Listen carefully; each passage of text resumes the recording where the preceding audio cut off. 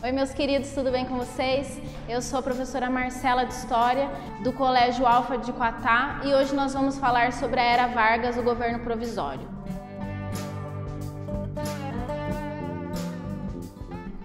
O que a gente precisa saber antes de começar a falar sobre o governo provisório é sobre o antecedente da Revolução de 1930. Eu tenho uma disputa entre os cafeicultores de São Paulo e as outras elites regionais do país pelo poder federal. As elites agrárias regionais que não eram São Paulo colocam como candidato Getúlio Vargas, enquanto São Paulo coloca Júlio Prestes. Por um acaso, acontece que Júlio Prestes ganha. As elites não ficam contentes, há um golpe e Vargas entra no poder. Quando acontece o golpe e o Getúlio Vargas entra no poder, ele tem que lidar com vários grupos diferentes que querem também o poder. Então vai haver um novo arranjo político entre as oligarquias regionais, que embora elas não sejam as mais importantes aqui nesse momento, mas elas vão estar disputando e o Getúlio Vargas vai ter que ter um jeitinho de cuidar delas e de dar atenção para as necessidades que elas têm. Os tenentes que apoiam Getúlio Vargas na Revolução de 1930, o tenentismo ele acaba aqui no governo provisório porque há uma divisão ideológica entre os tenentes. Alguns vão optar ideologicamente pelo fascismo, que está entrando em voga no mundo, e outros vão focar nos ideais de Luiz Carlos Prestes e do comunismo. Outro grupo político importante aqui são os trabalhadores urbanos, porque as fábricas estão crescendo no Brasil e o Getúlio Vargas tem o ideal de modernizar ainda mais o Brasil e industrializá-lo. Eu também tenho o apoio da Igreja Católica, que embora no início da República estava um pouco esquecida, mas o Getúlio Vargas ele vai retomar, principalmente com o ensino religioso. E por último, os cafeicultores, que embora não concordassem com Getúlio Vargas e tivessem apoiado Júlio Prestes, eles eram a principal elite desse Brasil. Então ele precisava, de certa forma, agradar os cafeicultores, porque o medo deles fazerem uma revolução e conseguirem o poder novamente era muito grande. Então o Getúlio Vargas tinha um belo de um problema aqui, porque ele tinha que agradar muita gente e muita gente distinta. A forma que o Getúlio Vargas encontra de ajudar os cafeicultores é comprando o café na hora de crise. Temos que entender aqui que já estamos depois de 1929, da Grande Depressão. Os cafeicultores estão tendo dificuldade de vender o seu produto. Embora já houvesse essa política de comprar o café, do Estado comprar o café dos agricultores, o Getúlio Vargas começa a perceber que isso não tem funcionado muito bem. Então, a partir de 1931, ele começa a comprar essas sacas de café e queimá-las para o preço conseguir voltar ao normal. E como a gente pode ver, é muito difícil agradar todo mundo. E o que acontece? Eu tenho insatisfações políticas que começam a surgir logo no começo desse governo. O Partido Democrático, que inicialmente apoia o Getúlio Vargas, ele se desliga do governo porque ele percebe que ele tem um papel secundário e não era essa a intenção do partido. O Partido Republicano Paulista começa a perceber que a ideia de Getúlio Vargas era se manter no poder e não redemocratizar o país.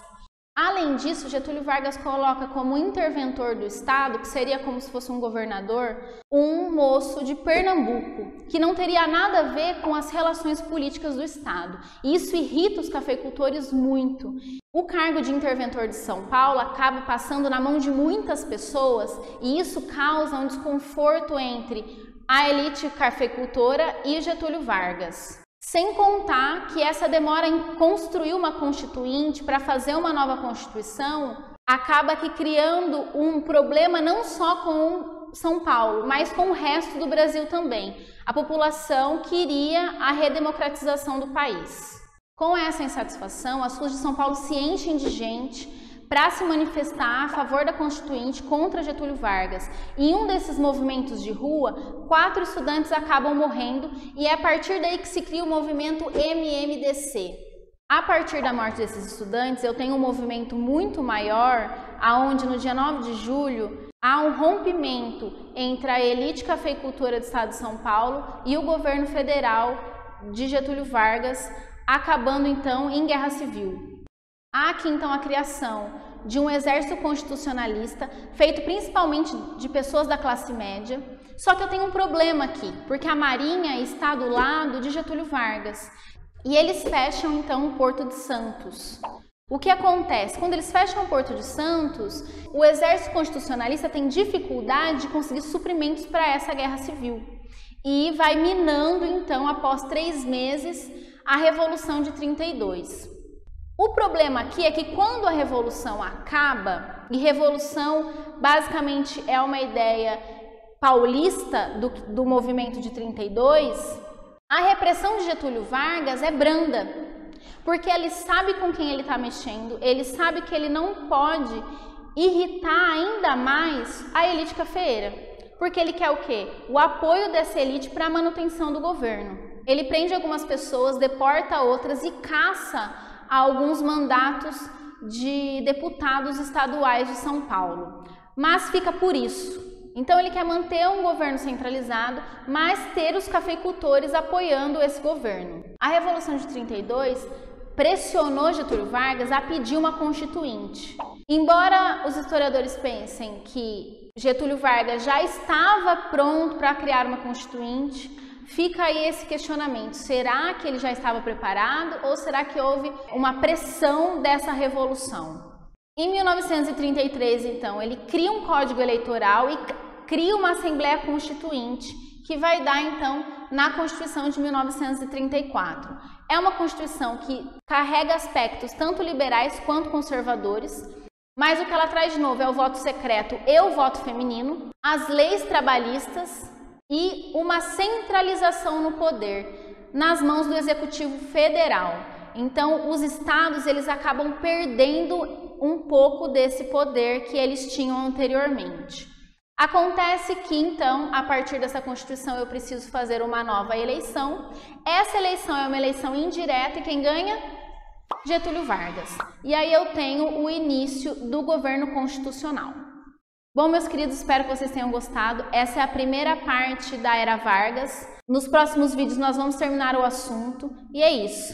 Curtam, compartilhem, mostrem para os seus amigos. Beijos. E agora que eu tenho que falar? Bom, meus queridos, é isso. Espero que vocês tenham gostado. Essa é a primeira parte da Era Vargas.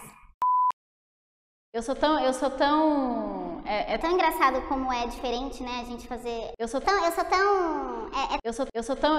As outras elites agrárias, elas vão colocar como...